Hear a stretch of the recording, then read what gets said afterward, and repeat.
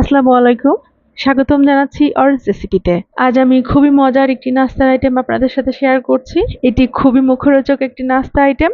এটি তৈরি করতেও খুব দ্রুত হয়ে যায়, আবার একইভাবে খেতেও কিন্তু অনেক মজার। এটিকে মিনি স্যান্ডউইচ বলা হয়, আবার তেলে ভাজা ও ফ্রাইড স্যান্ডউইচও বলা হয়ে থাকে। এটি তৈরি করা কিন্তু খুবই সোজা এবং খুবই অল্প উপাদানে এটি তৈরি করা হয়। এটি আপনারা মাছ, মাংস যেকোনো কিছু দিয়ে তৈরি করতে পারেন। আমি এখানে কিছুটা পুর নিয়েছি, আর নিয়েছি এখানে টমেটো সস, আর আমাদের এখানে লাগবে হচ্ছে পাউরুটি। তো আমি যে পুরটা নিয়েছি এই পুরটা হচ্ছে মূলত মাছের পুর, কিন্তু এটি এত মজার হয় কেউ বুঝতেই পারবে না এটি কোনো মাছের গন্ধ বা এমন কিছুই থাকবে না। জাস্ট আমি একটু তেলে গরম মশলা দিয়ে তারপর সামান্য একটু পেঁয়াজ দিয়ে আমি মাছটাকে একটু বেছে ভেজে নিয়েছি। তারপর এর উপরে আমি হচ্ছে এক মুঠো মতো চীনা বাদাম দিয়েছি, ভাজা চীনা বাদাম, আর দিয়েছি আমি এখানে অল্প একটু জয়ত্রী। এবং এই জয়ত্রীটা আপনারা অবশ্যই দেবেন। এর মেইন ফ্লেভারটাই হচ্ছে জয়ত্রীতেই নিয়ে আসে এবং এটি খুব মজার হয়। অবশ্যই চেষ্টা করবেন জয়ত্রীটা দিতে। আর আমি যে গরম মশলা দিয়েছি এগুলো সব আস্ত আস্ত গরম মশলা, একটু তেলে দিয়ে তারপর হচ্ছে আমরা মাছ আর পেঁয়াজটা একটু ভেজে নিয়েছি হালকা। তো আমি এখানে পাউরুটিতে আগে থেকেই একটু টমেটো সস মেখে নিয়েছিলাম। টমেটো সস দিয়ে তারপর হচ্ছে আমি এক পাশে এই পুরটা দিয়ে দেন আমি আরেকটা পাউরুটি দিয়ে আমি এটাকে উপরে চাপ দিয়ে নিয়েছি, এবং দুই পাশেই আমাদেরকে টমেটো সস লাগিয়ে নিতে হবে। এর কারণ হচ্ছে টমেটো সস দিলে এই পাউরুটিটা খুলবে না, হ্যাঁ, এটি বেশ আঠালোর মতো আটকে থাকবে।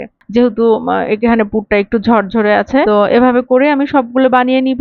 বানিয়ে নিয়ে আমি মাঝখান থেকে হচ্ছে দুভাগ করে নিব। পাউরুটির যে স্যান্ডউইচটা বানিয়েছি এটা একদম মাঝ বরাবর দুভাগ করে নিব। আর আপনাদের পাউরুটি যদি একটু বেশি বড় হয়, কোনো কোনো পাউরুটি দেখবেন বেশ বড় হয়, তো ওটা যদি চওড়া বেশি হয় সেক্ষেত্রে আপনারা ৪ ভাগ করে নিবেন। আমারটা বড় ছিল, আমি এখানে ৪ ভাগ করে নিয়েছি। আর যদি মাঝারি বা ছোট সাইজের পাউরুটি হয় ২ ভাগ করে নিলেও হবে। তো এই তো আমি এভাবে করে কেটে নিয়েছি। কেটে নেওয়ার পর আমার এরকম সব স্কোয়ার শেপ হয়েছে। আমি একটা অন্য একটা পাত্রে আমি একটা ডিম ফেটে নিয়েছি, সামান্য লবণ আর একটু গোলমরিচ দিয়েছি এর মধ্যে। আর প্যানে আমি তেল গরম করে নিয়েছি, হালকা গরম করতে হবে, কোনোভাবেই খুব বেশি গরম করা যাবে না তেল। এবার এই পাউরুটির যে স্কোয়ার শেপ করে কেটেছিলাম এটিকে আমি ডিমে চুবিয়ে দেন আমি সরাসরি হালকা গরম তেলে আমি এটা দিয়ে দিব। তো এই তো আমি এভাবে সবগুলো দিয়ে দিয়েছি। এটি কোনোভাবেই হিটটা কিন্তু হাই হিটে রাখা যাবে না, এটি লো হিটে রাখতে হবে। পাউরুটি এবং ডিম যেহেতু খুবই দ্রুত কিন্তু হয়ে যায়, এটা না হলে নিচে একেবারে পুড়ে যাবে, হ্যাঁ। তো আমি হালকা আছে এটি ভেজে নিচ্ছি। এখানে ডুবো তেল দেওয়ার প্রয়োজন নেই, অল্প তেলেই দিতে হবে। দিয়ে আমি এটাকে খুব ভালো করে ব্রাউন কালার করে ভেজে নিতে হবে। তো আমি ভালো করে ব্রাউন কালার করে ভেজে নিয়েছি সবগুলো। দেখুন খুব সুন্দর একটা কালার এসেছে। এভাবে করে সুন্দর করে তেল ছেঁকে আমরা পাউরুটিগুলো সব তুলে নিব। তো আমার এভাবে করে এক ব্যাচ হয়ে গিয়েছে। আমি এভাবে করে বাকি যতগুলো ছিল সবগুলোই আমি ভেজে নিয়েছি সোনালী কালার করে। আর আপনারা এই ক্ষেত্রে আমি যেমন মাছ ব্যবহার করেছি, আপনারা এখানে মাংস ব্যবহার করতে পারেন, কোনো সমস্যা নেই। একইভাবে আপনারা মাংস একটু ঝুরি করে একটু ভেজে নিবেন, তাহলেই হয়ে যাবে।